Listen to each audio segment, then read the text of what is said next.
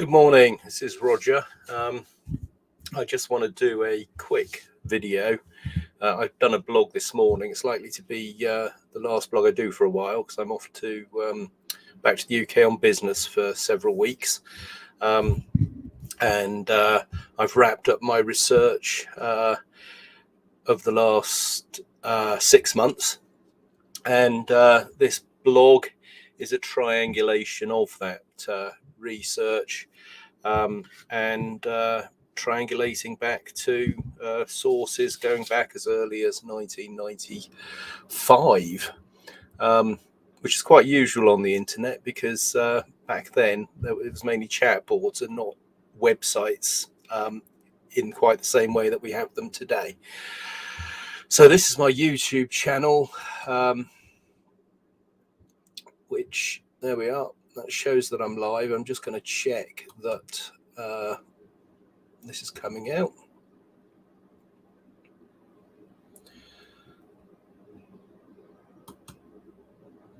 Okay, so that's working. Check. So let's start. Waiting for the Barbarians was the title of the blog, which I did this morning.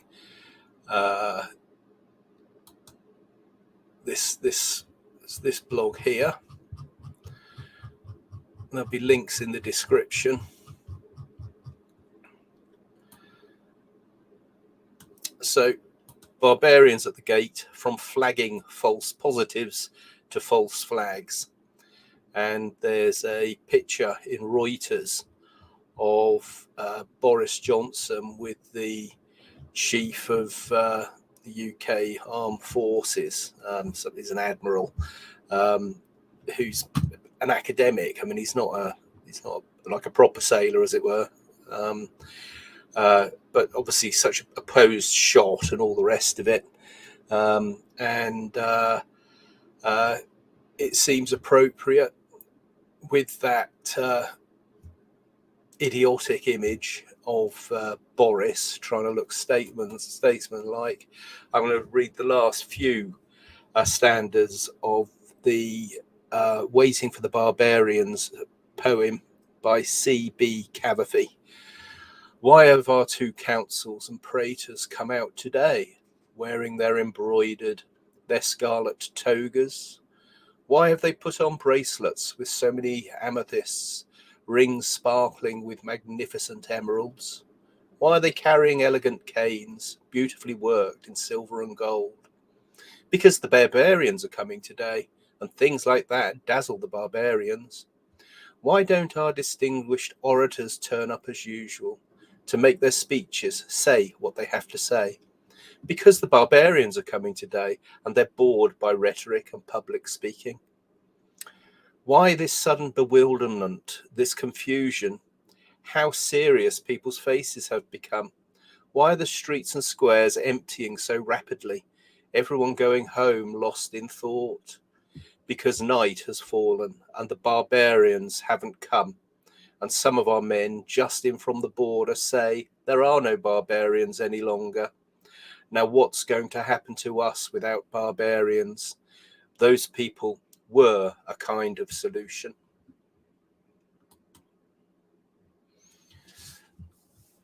So there's Boris contemplating the barbarians at the gate, having flagged the false positives onto the false flags. Now this goes back to 2009, and it's a video that James Corbett put up called Carbon Eugenics: Genocide in the Name of the Environment is Still Genocide. So you can click on that and play James's video, but it's a triangulation back to James's analysis of what the green agenda really was about and where it stemmed from. And so it's the first point of triangulation, which is joining up the various research which I've been doing into how Green New Deal, fourth industrial revolution policies tie in with global money supply, what's happening at central bank balance sheets, and the effects of carbon footprint austerity, following on from the monetary austerity that followed the global financial crisis, and the direction of flow for all of this. In my latest reading, if one starts at 1990 and the fall of the Soviet Union and the liberalization of the Russian Federation economy and of the former Soviet states, satellite states, under Yeltsin and the various different leaders, one gets to a series of stepping points or triangulations that give a context and a meaning to this point in time where we are now. So there's the whole poem in this blog, Barbarians, Waiting for the Barbarians. Now, I've linked to several other blog posts. This one was from the beginning of the pandemic. And so you can look at the dates and you'll find that one's from, I think it's April 2020. This one here is from December 2019. This is the overpopulation one. And this 3NCI virologist one is also from, let's just have a look. We'll just open it up and I'll show you.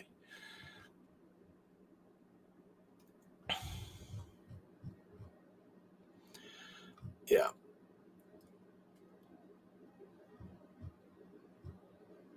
April the 14th, 2020.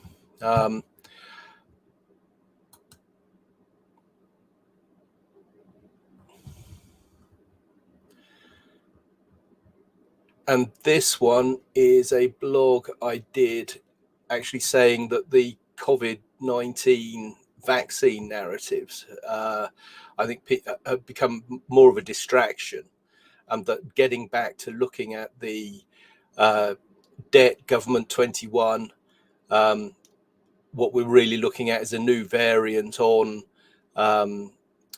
monopoly capitalism, following on from global financial crisis 08 and an epidemic of debt. And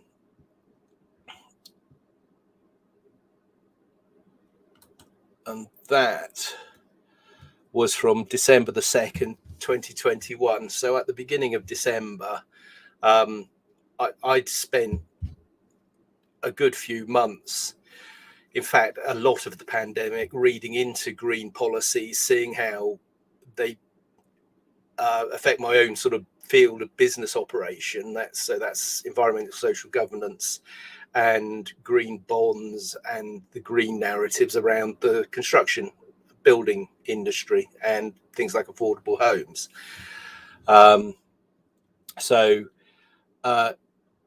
there he is, Uncle Klaus, who's the sort of the mastermind behind all of this. That's a spoof, Jack and Ori, sort of, Klaus telling his stories. And then in the last few days, I've done these two, which come full circle to the green climate narrative, and the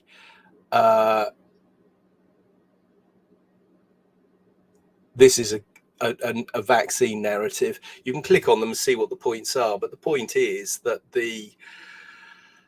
as with James Corbett's eugenics, green policies, population control, degrowth, recessions, mortality, again population control, and tied in with the idea of austerity post global financial crisis 2008, and the push to austerity now to pay for the COVID response. We're all supposed to be terribly grateful that this pandemic response has saved our bacon, and now we've got to pay. And similarly, we've also got to pay for our carbon footprint sins, which is James's theme in that 2009 video. So Darkness at Noon is a novel by Arthur Koestler, and it's based around the Stalinist show trials, Stalinist assassinations, non-personing of real and imagined threats to Stalin's power, etc. This is also a quote from Darkness at Noon. So history has taught us that often lies serve her better than the truth. For man is sluggish and has to be led through the desert for 40 years before each step in his development. And he has to be driven through the desert with threats and promises by imaginary terrors and imaginary consolations, so that he should not sit down prematurely to rest and divert himself by worshipping golden calves. This was an excellent report about the Eurozone crisis, which followed on from the global financial crisis. And this was the supposed sovereign debt crisis in Greece, Cyprus, Portugal, Spain, the so-called pigs, etc. This, which is an excellent in-depth report, I think it's about 40 pages or so long. You can click on the link there for a free PDF, or you can find Corporate Watch, and if you're in a position to actually download a flipping copy, as it were, for full-on online magazine loveliness, you can actually pay the cover price and support their work. But the key messages coming out of this report apply very well to the narratives that emerge from the side of the mouth of Klaus Schwab, whilst at the same time what's coming out from the front of his mouth is something completely different. Euphemism is the word for a word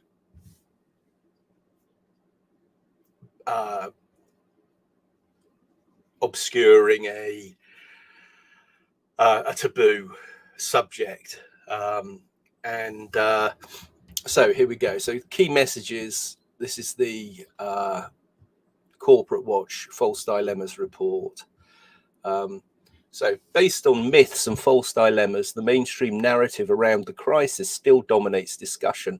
Breaking away from this guide shows that the process of European integration facilitated a transfer of wealth and power from poor to rich countries through debt instruments and trade relations. Economic imbalances between countries were widened due to the euro area structure and the response to the crisis. Next point. Private sector debts were nationalised, creating huge problems for public finances, yet myths were spun to justify a solution that involved ever-increasing amounts of sovereign debt, whilst imposing widespread unemployment and dramatic reductions in living standards. Point 3, a step towards social and economic justice would be for these debts to be cancelled, and those responsible both nationally and internationally to bear the burden of cancellation. This guide compiles arguments and evidence to challenge debt repayment. 4, while banks and other financial institutions are responsible for countries' indebtedness and have helped create the crisis, at the same time they have profiteered from it in numerous ways, such as betting against countries' default and then benefiting from the latter's bailouts. Point 5, future profitability is ensured by reorganizing the institutional landscape to promote private corporate business opportunities. This report shows who is profiting from the crisis and reveals how and why grassroots mobilizations are rising up against the European establishment. This guide argues for opposition to the EU that is not based on discrimination or prejudice to reclaim the space that has so far been dominated by far-right movements. And then point number 6, the crisis has cast aside any pretense of democracy. The kind of changes instituted are only possible with broad general use of force, violence, and appeals to nationalism and xenophobia. The guide documents the far-reaching impacts of austerity politics and presents the main social, economic, and political arguments to counter it. Just a point on this, the far right thing there. I don't think that those sorts of labelings are actually either helpful or actually accurate. Far right is a pejorative heaped on any resistance to the fourth industrial revolution promoters. And it's been foisted, for instance, on the Canadian truckers recently by Justin Trudeau. The point being that Justin Trudeau is a out and out fascist, and there's nothing more far right than a fascist by European political compasses. Now, that's fascism in the Mussolini sense, in the sense as defined by President Roosevelt, which is corporatism or whatever, but public-private corporatism as espoused by the World Economic Forum is plain fascism. Now, Nazism is a species of fascism, and there are several others. Nazism, otherwise known as National Socialism, does have a very sort of patriarchal, paternal kind of ring to it. It's very Prussian. And in terms of looking at the Prussian system, Gatto's work is informative on how its influence has been adopted and is shot through in the American public education system. Now, again, there are other complications in these different analyses and these labels that people put on there. But perhaps a better categorization is the very rich, or the billionaire commissar class is what I've taken to calling them. Then there's around them, there's a bunch of hangers-on, which the French would categorize that as the haute bourgeois. So that's the upper classes. And we all know then that the squeezed middle, the middle class is getting poorer and poorer, and people, the further down the income scale you go, the worse off people have become.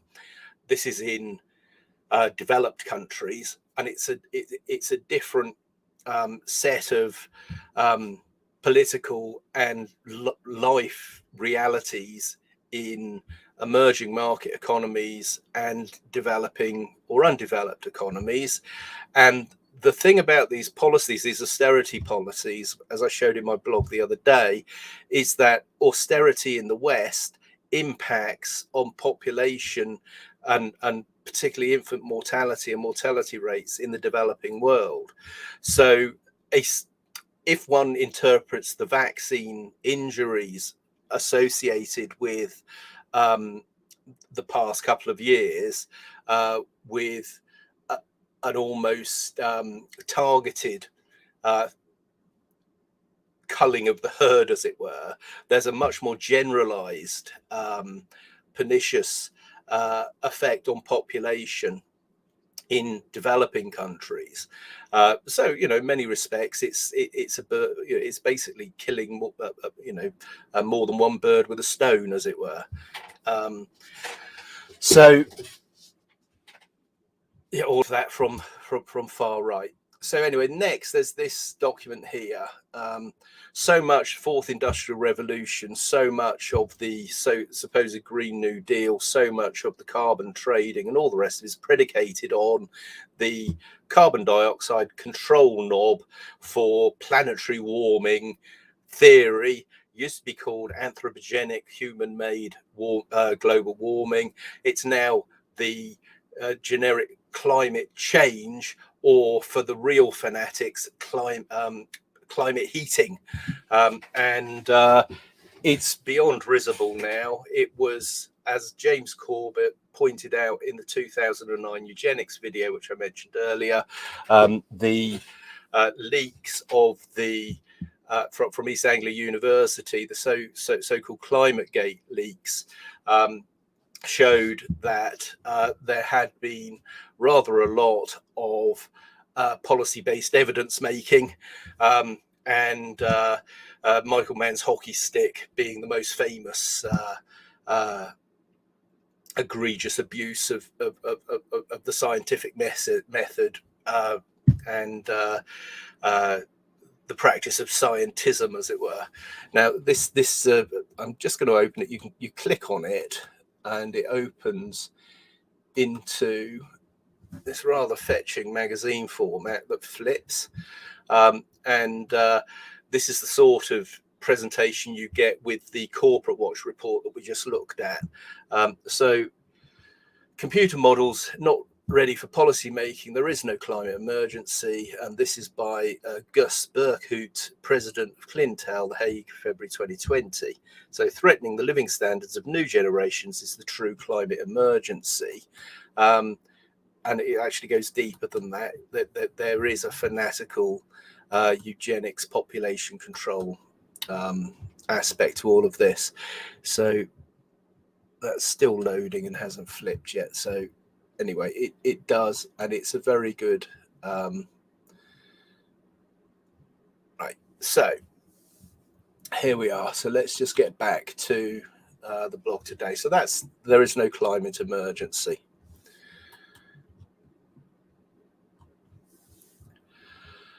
And then the other point of triangulation here is this excellent report, which was called Drilling into Debt, which was produced in, I think it's the mid-90s. Let's just have a quick look.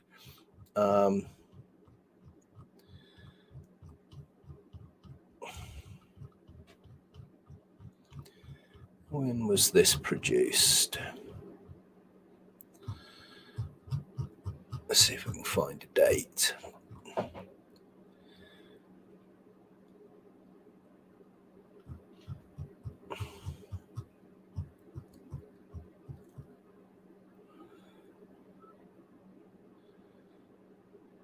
Initial analysis conducted in October 2004 by Michael Ross. So it's 2004, 2005. And what this shows is how what's known as the oil curse or the resources curse. And effectively what it shows is that the debt that's foisted on countries that have resources actually ends up being much more beneficial to the richer, powerful blocks in the so-called Washington Consensus, and the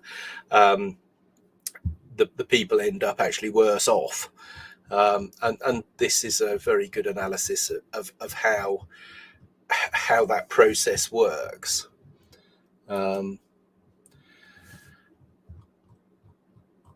Myths, Lies and Oil Wars, very good book by William Engdahl. There's an interview actually of James Corbett with William Engdahl. If you find that in the not the Grub Street Journal blog, but recently I've linked here to the Great Zero Carbon Criminal Conspiracy from May 2021. And then this one here, The Great Reset is here, Follow the Money, Insane Lockdown of Global Economy, the Green Agenda. This is November the 16th, 2021. And you will find here a triangulation back to what James was saying in 2009 and what I've been saying in my most recent blog. Now, the back in March 13th, 2019, this is another blog on Not the Grub Street Journal. And this video is on the no longer existing James Corbett video channel on YouTube.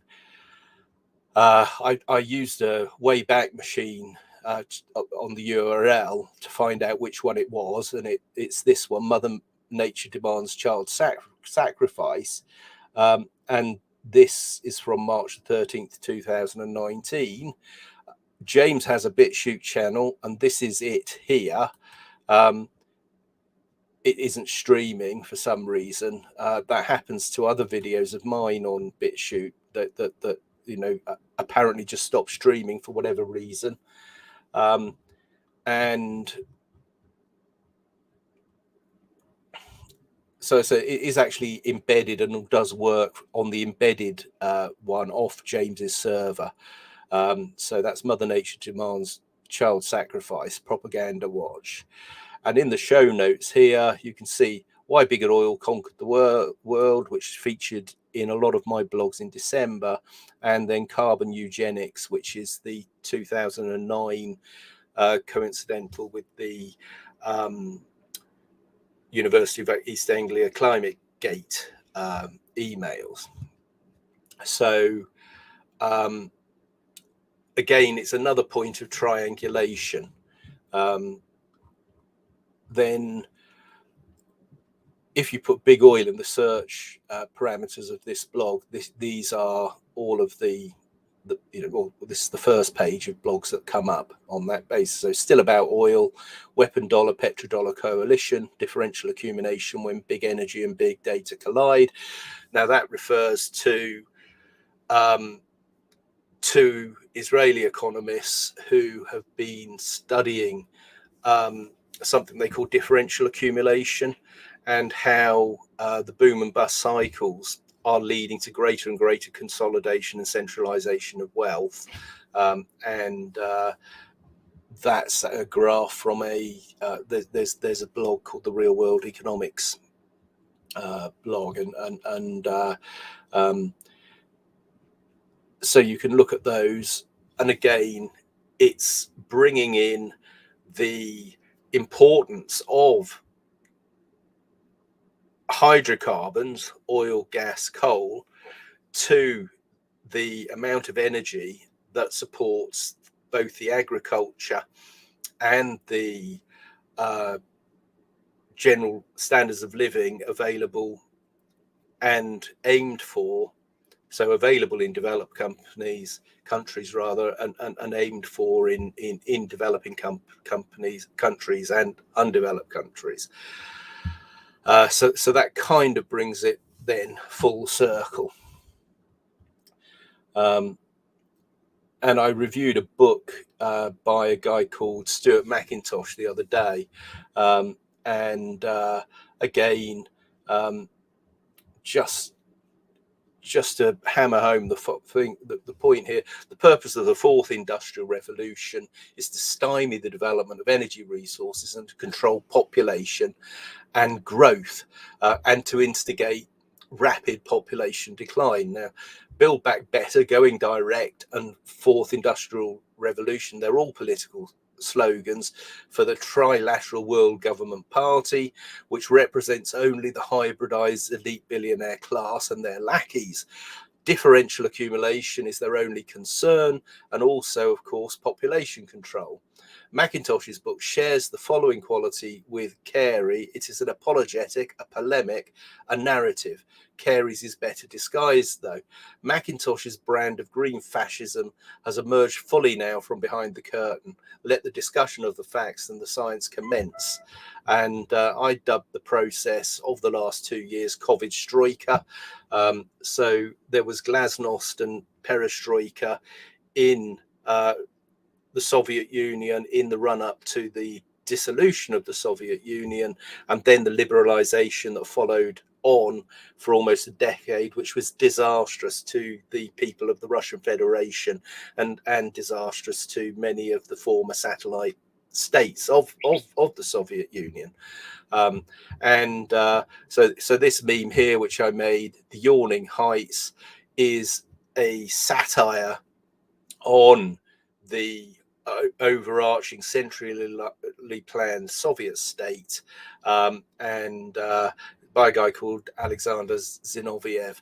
And I also did quite a lot of work at the time, which I've still got on my computer but isn't public facing at the moment.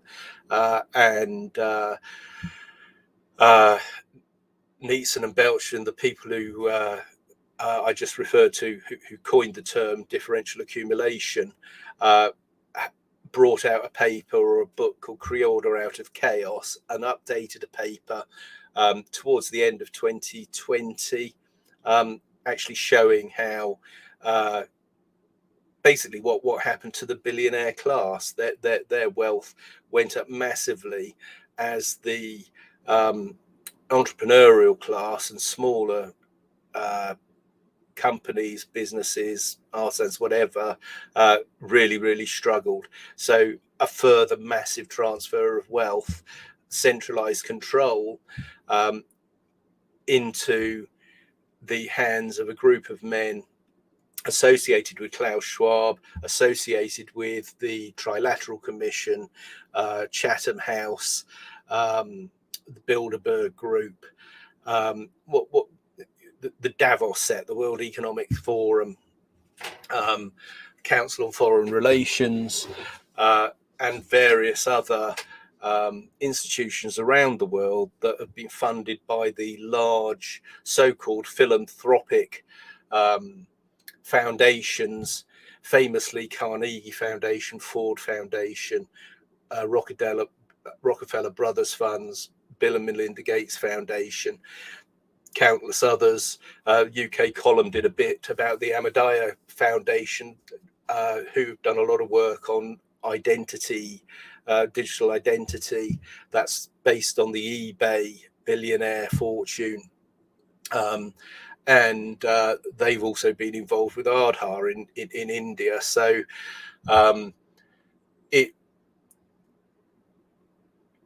it was fairly apparent pretty early on that the push for mandated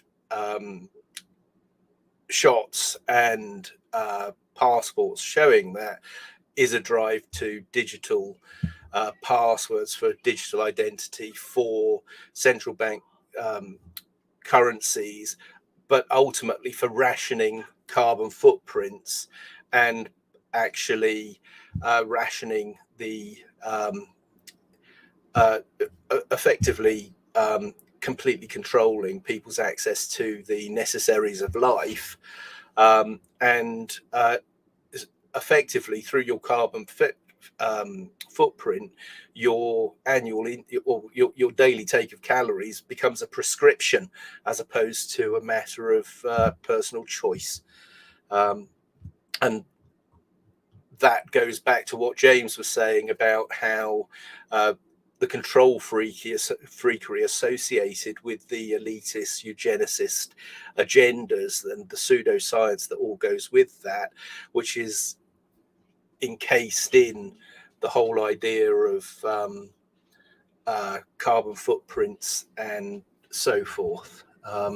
This is a discussion I had back in 2011 in the LinkedIn economics group about the Anthropocene and space cadets, that we were sort of saying there's one guy actually says we have to take control of the whole universe. It's just crazy stuff.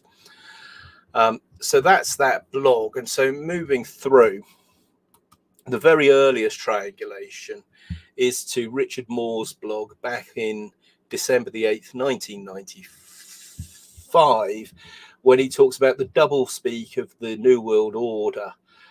And there are a few definitions here. So competitiveness, the attractiveness of a venue to multinational investors, particularly laxity of regulation and taxation, the degree to which a developed country regresses to third world status.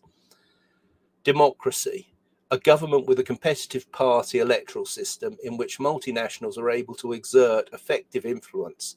There is no requirement that the government represent the people or support their welfare.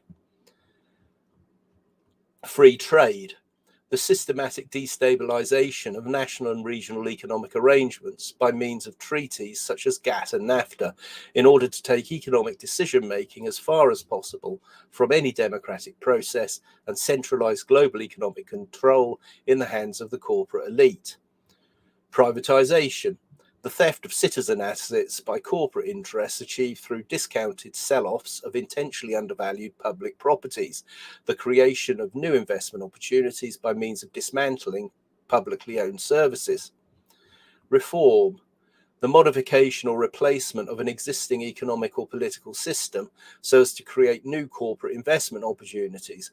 It is not required that the new system perform effectively, only that it delivers corporate profits. Reforms, democratic, same as market reforms, movement towards NWOs, that's New World Order's democracy model.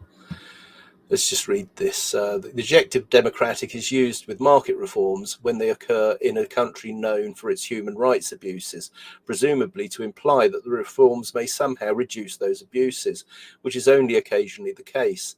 This use of the phrase democratic reforms performs a mind programming function. It suggests the assumption that market economy is an inherent, even a primary element in what it means to be a democracy. When applied to political changes, it implies a certain set of mechanisms, not any democratic result.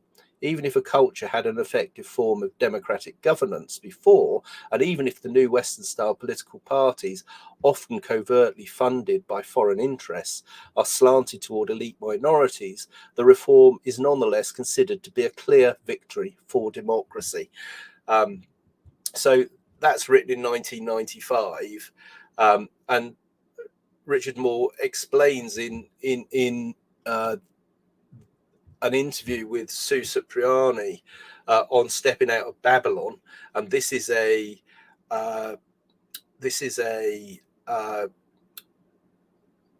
archive on the Wayback Machine of interviews that Sue Cipriani did over a period of 10 years. She died in 2015, and the Richard Moore interview is linked to here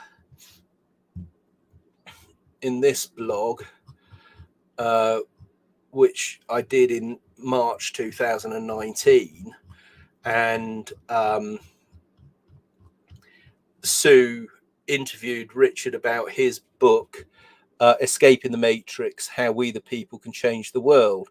It's a two-parter, and it really is well worth a listen.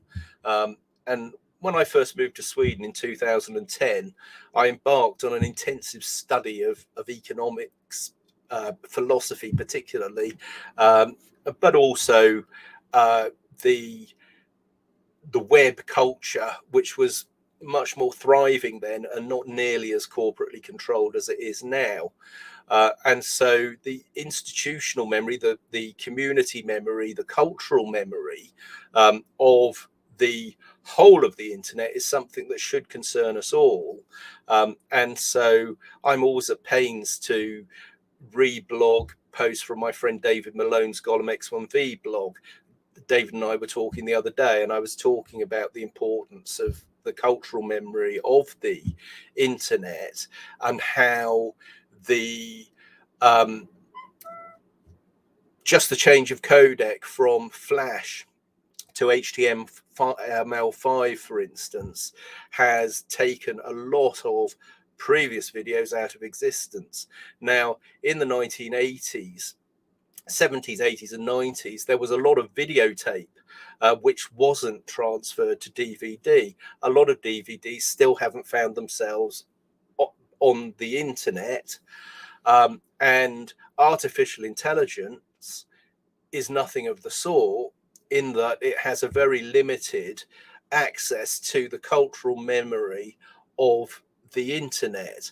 Therefore, it's not batting with a, it's not playing with the full picnic hamper, as it were.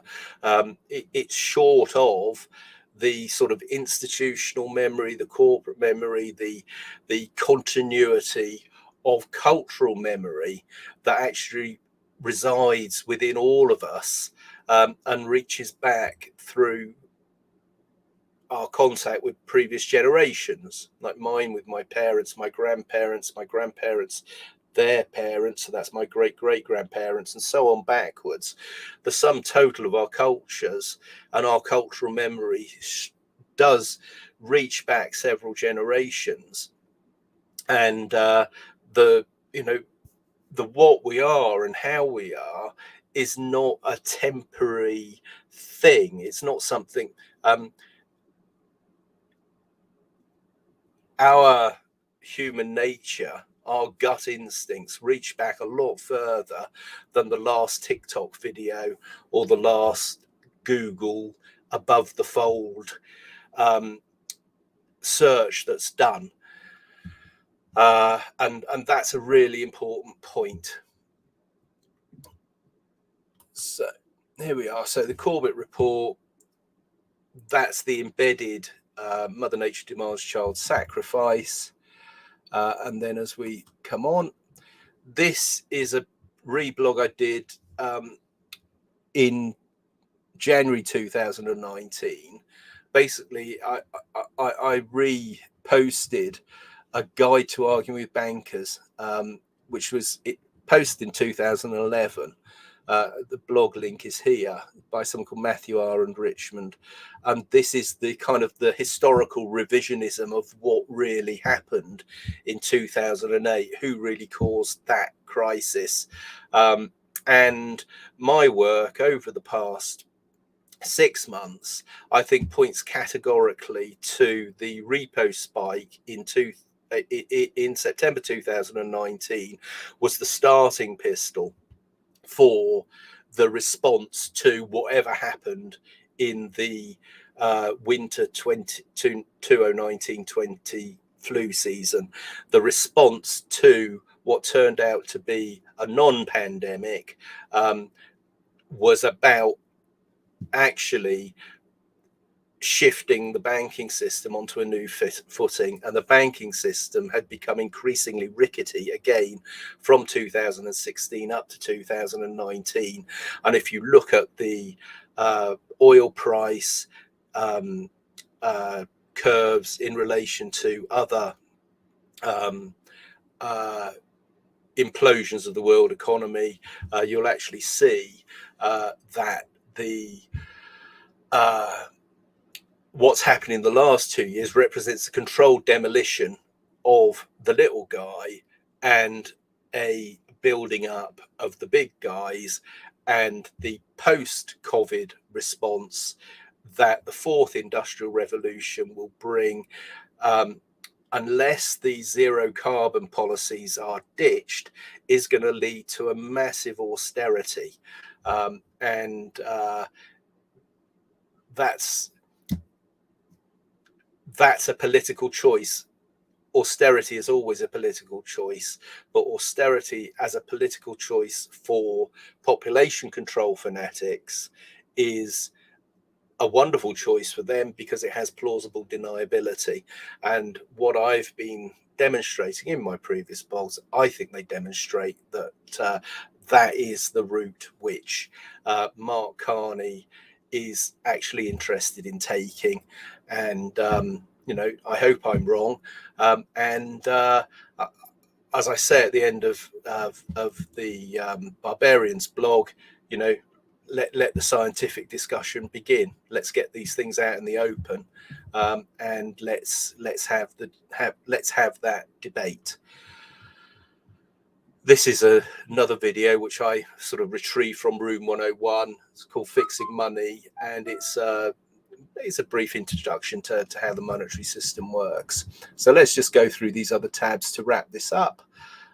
That's the discussion about the so-called Anthropocene. This is the Wayback Machine. So it shows the earliest one is 2005, and it's April the 6th, 2005 that you can go back and download the. I think now prior to that, there's another archive, and that archive uses a different codec, and so I haven't been able to access the very, very early ones. Here we are. If I show you what I mean, if we go here, hopefully this will work okay. So that's all the interviews, and then there's find more shows in the Stepping Out of Babylon archive. So if I open that,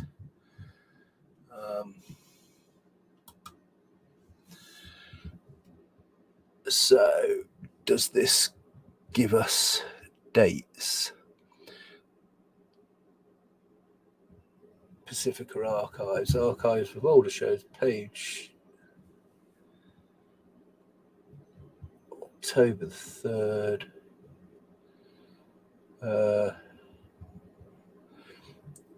Let's see if it says October the 3rd, but not year. June 02, look. So this goes all the way back to December 01, November 01. Propaganda, Media and War. John Stauber, Director of Centre of Media and Democracy. So if we press that, you say I'd like to listen to that, so I will try and find that, as that's the first one on here. Stepping Out of Babylon, Sue Cipriano, download.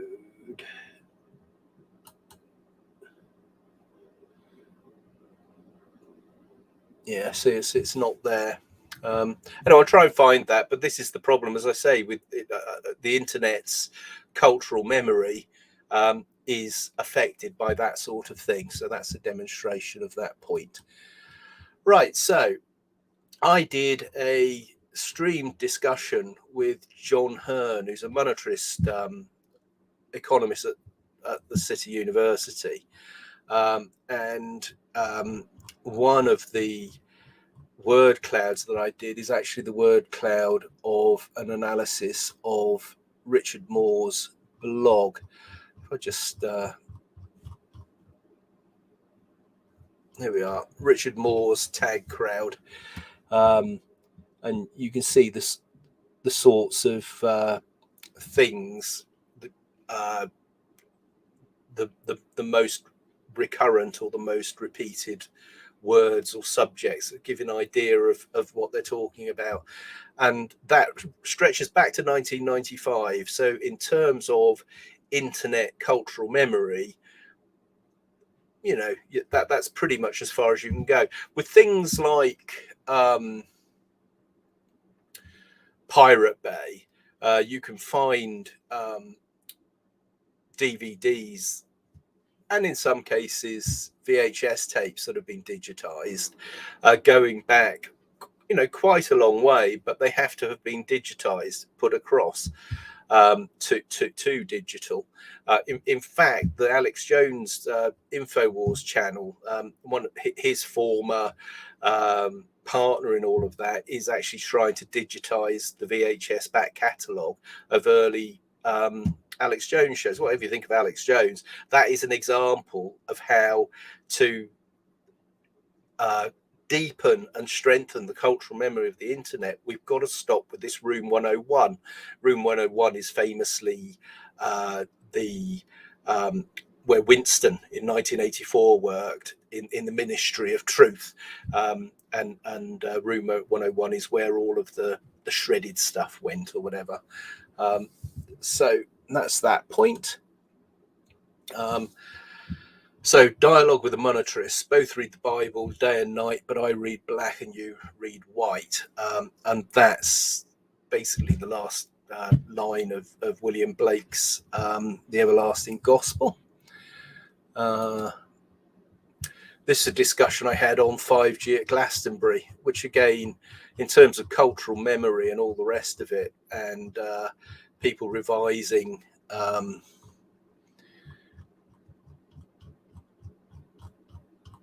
or preventing proper discussion from taking place. I got really involved in that because it's a chapter in my novel Conquest of Dough, rather. Right, globalism, a climate of how faux environmental concern hides desire to rule the world. So that shows how I kind of found through the Wayback Machine. That's a cultural memory point. Triangulation point 2. Right, so who's paying for the higher cost of energy? Turning up the differential accumulation heat. It's from January 2022. So this is a blog I did a few days ago. This is the PDF to the introduced this earlier, the False Dilemmas Corporate Watch report.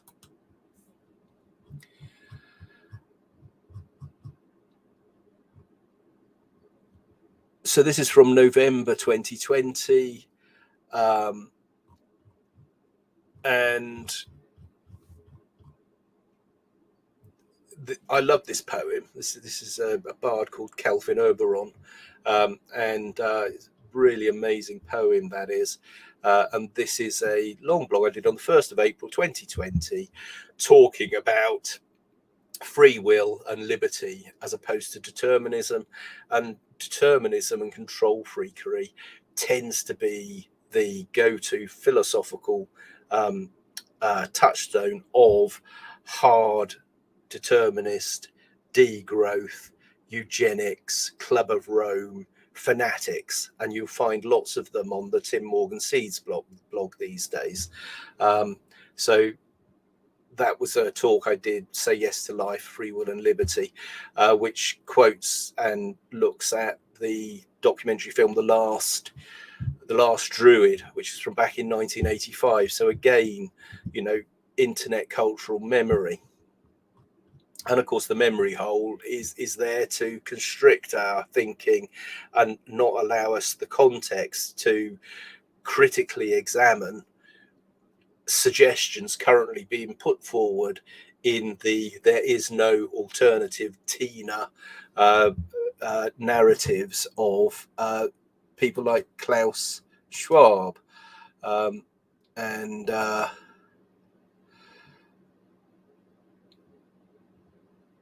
just on that, talking of Tina, that's what, so that the John Hearn discussion is banking and political economy, Tina the village bike or temple whore. So that's there is no alternative. Right. Then we're back then to the fanatics. Michael Mann, climate catastrophe fanatic, confecter of the hockey stick. This here is a blog in an old blog called The Devil's Kitchen. Again, cultural, digital memory, internet cultural memory. And the writer of The Devil's Kitchen is actually a data guy, computer programming. They call them data scientists. Data technologist, coder, and that's the cover slide to this. But that plays an amusing song about Hide the Decline, which is kind of the mantra of the Climategate emails. And then we're back to, this is a blog from April 2020, Waiting for the Barbarians, where I quote from the poem, the Cavafy poem. One of these appears there. And then finishing off with the search of big oil. So that references then again back to James Corbett's work. Now, on James's work, I don't agree with everything that James' position states. There's another guy called Patrick Wood who talks a lot about technocracy and technocratic government, and the Technocracy Handbook. Now, in terms of a diagnosis of how a system should conduct its accounting, as it were. I happen to believe that the technocracy movement were absolutely right, that one would have a monetary measure related to energy rather than arbitrary thing. No, that's pretty much all I agree with them on. But also, thoroughgoing scientific analysis it is a good thing to do if you want to discuss things where you're comparing apples with apples and oranges with oranges rather than apples with oranges, or you agree upon a proxy for apples and oranges so that you can compare them. Now, the danger always is if you reject the whole of the body of work because you disagree with its diagnosis, with its prescription, as it were.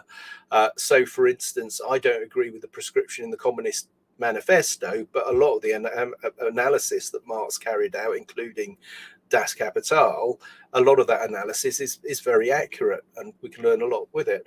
But if you throw the whole of Marx's work out on the basis of his prescription in the Communist Manifesto, you're risking throwing the baby out with the bath water. If you search Hilary Putnam, he's an analytical philosopher, pragmatic philosopher. You'll find him talking about throwing the baby out with the bath water on those sorts of dogmatic premises, as it were. So big oil, and big up to James Corbett as well, because he, as I say,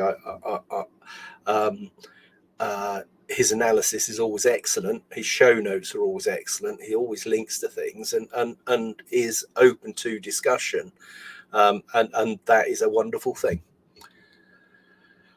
So this is the Wikipedia article. So Charles Simic has called it an apt description of any state that needs enemies, real or imaginary, as the perpetual excuse. And we seem to be there, don't we? Back to Reuters, and then various articles by William Engdahl. This one particularly is very good. Why do NATO states commit energy harakiri, green zero carbon madness, industrial collapse, and so there we are, great zero carbon conspiracy. There you go. Anyone that's wants me to don a tinfoil hat, I suggest you read a blog on called Complots of Mischief, which is by an analytic philosopher that is an expert in the work of David Hume, called I think it's Charles Pidgeon, Pidgen, called Complots of Mischief, which apparently, I think probably still to this day, is the only philosophical paper written in blank verse, and you'll find a reading of it on this YouTube channel as well as a blog on the blog, and conspiracy facts, criminal conspiracy is actually a genre, if you will, of criminal law. There's a guy called Lance van der Haven, and Lance van der Haven calls a lot of this sort of stuff state crimes against democracy, and the idea being that gets away from the cookiness of conspiracy theories. But if conspiracies exist, therefore conspiracy conjectures, theories, hypotheses, and so forth must necessarily be formulated to discover those conspiracies. So it goes without saying. In Complots of Mischief, Pidgeon actually says that Hume, in his defining work, mentions conspiracy something like 300 times. And obviously that was before the days of the CIA, when conspiracy theories were thrown out there as a pejorative to stop people asking difficult questions about the assassination of John F. Kennedy. Anyway, great. So there it is, New Eastern Outlook, another F. William Engdahl article. And then this one from November 2021, The Great Reset is here, follow the money, insane lockdown of the global economy, the green agenda, and so on. That's how I found what had disappeared from that other blog.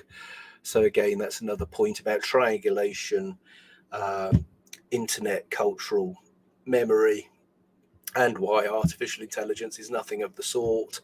It just simply doesn't have the sort of depth that's needed to make the sorts of connections which are necessary. So that's a William Happer talk on climate madness.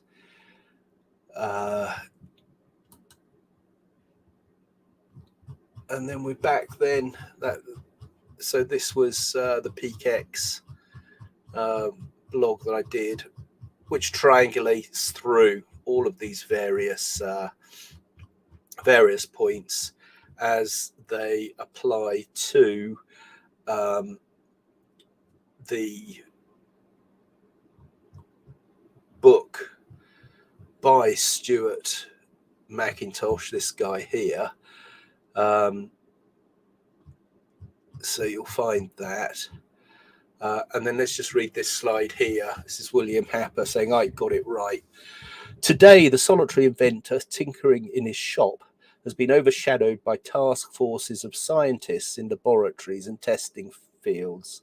In the same fashion, the Free University, historically the fountainhead of free ideas and scientific discovery, has experienced a revolution in the conduct of research. Partly because of the huge costs involved, a government contract becomes virtually a substitute for intellectual curiosity. For every old blackboard, there are now hundreds of new electronic computers. The prospect of domination of the nation's scholars by federal employment, project allocations, and the power of money is ever present and is gravely to be regarded. Yet, in holding scientific research and discovery in respect, as we should, we must also be alert to the equal and opposite danger that public policy could itself become the captive of a scientific, technological elite. Dwight D. Eisenhower, Farewell Address, 1961, and QED.